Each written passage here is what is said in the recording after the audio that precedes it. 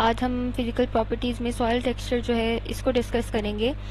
जो सॉइल है इसमें डिफरेंट कलर्स प्रेजेंट होते हैं। ये मोस्टली डिपेंड कर रहा होता है कि ये किस मटेरियल से बनी है सॉइल, उसके पेरेंटल रॉक के ऊपर डिपेंड कर रहा होता है। इसके अलावा उस प्रोसेस के ऊपर डिपेंड कर रहा होता है जिससे जो है वो सॉइल बनती है। तो ये सारी चीज़ें मिलकर सॉइल को स्पेसिफिक कलर्स देती हैं, जिस बेस पर जो है हमको इसको इस सॉइल को एक दूसरे से डिफ्रेंशिएट करते हैं कलर्स की बेस पर।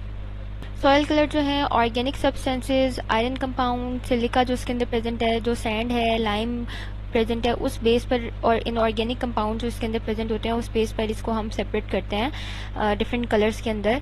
और जैसे अगर ऑर्गेनिक सब्सटेंसेस जो है वो ज़्यादा होंगे तो ये ब्लैक या फिर डार्क ग्रेइश कलर देते हैं, डार्क ब्लैक कलर जो है इस टाइप की शेड्स देते हैं।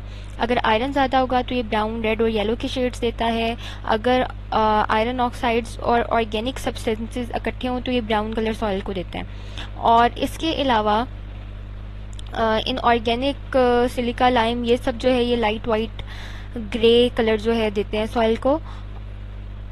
ये जो कलर्स हैं ये इसकी वजह से जो सॉइल टेम्परेचर है वो बहुत ज़्यादा चेंज होता है, क्योंकि अगर डार्कर कलर की सॉइल है तो वो ज़्यादा एब्जॉर्ब करती हैं लाइट को, लेकिन अगर लाइटर कलर की सॉइल्स होती हैं तो वो लेस एब्जॉर्ब करती हैं रेडिएशंस को, इस वजह से उसका टेम्परेचर कम होता है।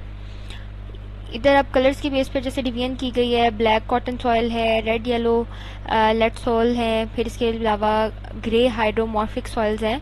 यहाँ पर मैं आपको दिखा देती हूँ, जैसे ये रेड येलो वाली है, फिर ये ब्लैक कॉटन सॉइल यहाँ पर है। ये देखिए ये ब्लैक कॉटन सॉइल है।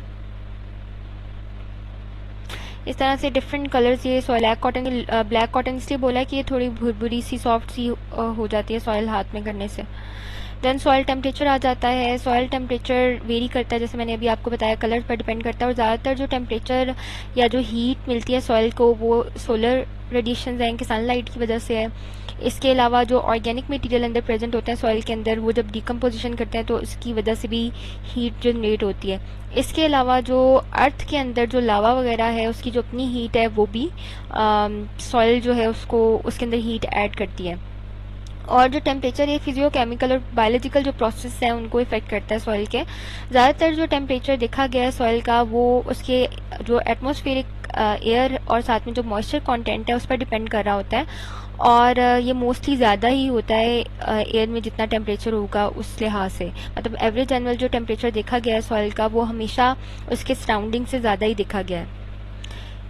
और मोस्टली टेम्परेचर को कंट्रोल कर रहा होता है इन्वायरमेंट, क्लाइमेट जो है, कलर्ड सॉइल का स्लोप है या हाइट पर है सॉइल जो है, हाइटेड एरिया की है, और उसके अंदर वेजिटेशन से वो कवर है या नहीं हुई, तो ये सारी चीज़ें मैटर करती हैं।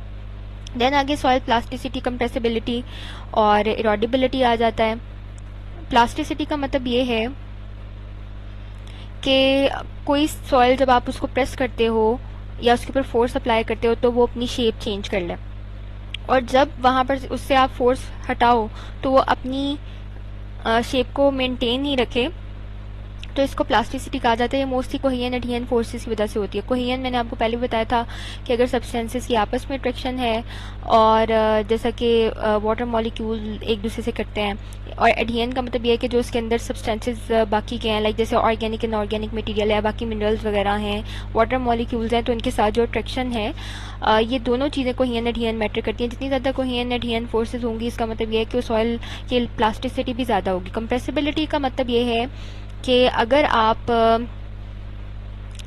जो है फोर्स लगाते हो और उसके बाद उसका वॉल्यूम डिक्रीज हो जाता है तो ये कंप्रेसिबिलिटी के सेंस में आता है। कंप्रेसिबिलिटी जो है ये बेसिकली इलास्टिक नेचर जो है सॉइल उसका ही फंक्शन है। लाइक आप ये कह लो कि इलास्टिसिटी पर ही डिपेंड करती है कंप्रेसिबिलिटी जो है। और इसके अलावा ये देखा गया है कि जैसे जैसे आप मॉइस्चर डिक्रीज़ करते जाते हो किसी भी सॉइल का, तो वो सॉइल लेस स्टिकी होती जाती है, उसकी प्लास्टिसिटी भी कम होती है, और वो हार्ड जब होगी ड्राई होने के बाद तो हार्ड हो जाएगी और साथ में कोहेरेंट होती है। और उसमें देखा गया ड्राई होने के बाद मोस्टली जो सॉइल्स होती हैं वो क्रैकी होनी शुरू हो जाती हैं ड्राई होने पर।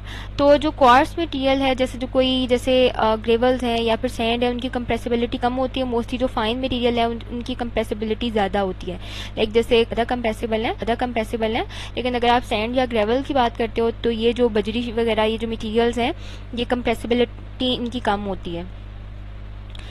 देन इरोडेबिलिटी आ जाता है। इरोडेबिलिटी जो है ये इरोजन के सेंस में आता है। इरोजन का मतलब ये है कि पानी या हवा के ज़रिए जो ऊपर वाली लेयर होती है सॉइल की वो हवा या पानी के साथ मूव कर जाती है, तो इसको इरोडेबिलिटी बोलते हैं। ये इसलिए मैटर करती है क्योंकि जितने भी न्यूट्रिएंट्स होते हैं जो कि सॉइल को फर्टाइल बनाते हैं वो सारे के सारे अपर लेयर के अंदर ही होते हैं। तो इरोडेबिलिटी जो है किसी की अगर ज़्यादा होगी तो सॉइल लेस फर्टाइल हो जाएगी।